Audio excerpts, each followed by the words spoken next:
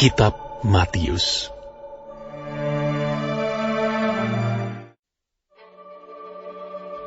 Jangan kamu menghakimi, supaya kamu tidak dihakimi.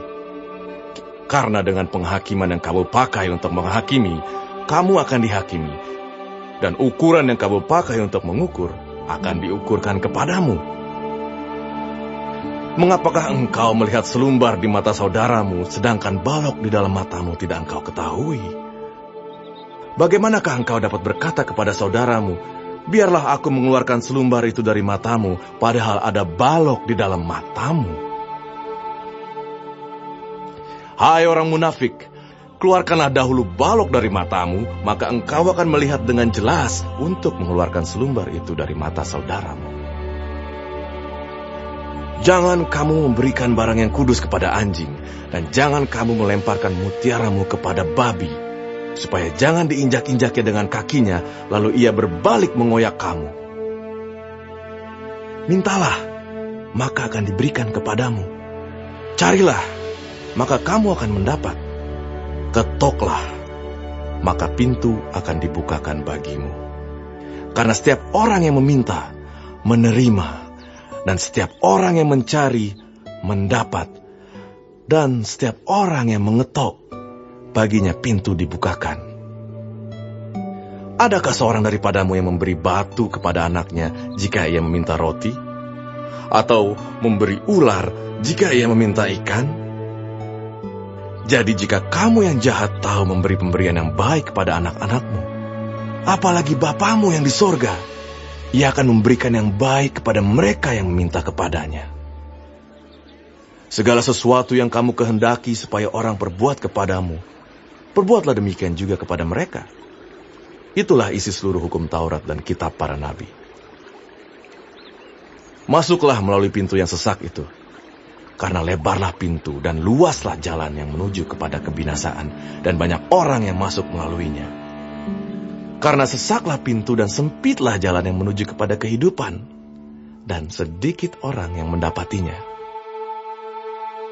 Waspadalah terhadap nabi-nabi palsu yang datang kepadamu dengan menyamar seperti domba, tetapi sesungguhnya mereka adalah serigala yang buas.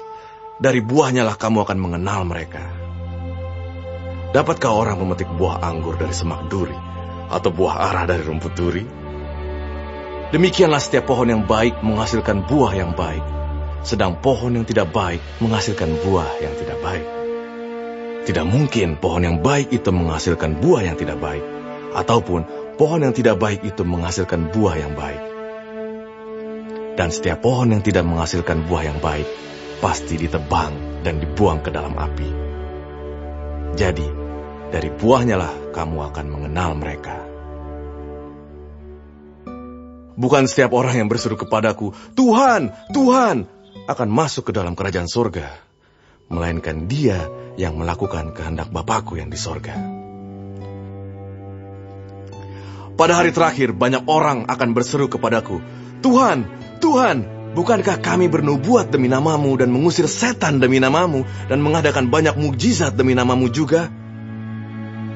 Pada waktu itulah aku akan berterus terang kepada mereka dan berkata, Aku tidak pernah mengenal kamu.